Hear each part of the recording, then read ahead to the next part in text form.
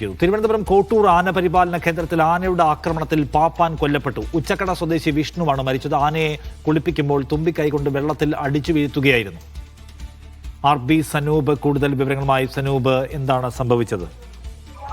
നിഷാദ്, ദാരുണമായിട്ടുള്ള സംഭവം ഉണ്ടായത് ഇന്ന് രാവിലെ 8:30-ക്കാണ്. മനു എന്ന ആനയെ കുളിപ്പിക്കുന്നതിന് വേണ്ടിയാണ് ബാലരാമപുരം ഉച്ചക്കട സ്വദേശിയായിട്ടുള്ള പാപ്പാൻ വിഷ്ണു ഡാമിലെ റിസർവോയറിലേക്ക് കൊണ്ടുപോയത്. അവിടെ വെച്ചാണ് ആന പെട്ടെന്ന് പ്രകോപിതനാവുകയും വിഷ്ണുവിനെ തുമ്പിക്കൈ കൊണ്ട് അടിച്ച് വീഴ്ത്തുകയും ചെയ്തത്. വെള്ളത്തിൽ താഴ്ന്നു പോയ വിഷ്ണുവിനെ മറ്റ് പാപ്പാന്മാർ രക്ഷിക്കാൻ ശ്രമിച്ചെങ്കിലും ആന അടുപ്പിച്ചില്ല. തുടർന്ന് കൂടുതൽ പാപ്പാന്മാർ വന്ന് ആനയെ മാറ്റിയ ശേഷമാണ് വിഷ്ണുവിനെ അവിടെ നിന്ന് എടുക്കാൻ സാധിച്ചത്. ഉടൻ തന്നെ അരുവിക്കര ആര്യനാട് ആശുപത്രിയിലേക്ക് കൊണ്ടുപോയെങ്കിലും ജീവൻ രക്ഷിക്കാനായിട്ടില്ല. ഇപ്പോ മൃതദേഹം അവിടെ സൂക്ഷിക്കുകയാണ്.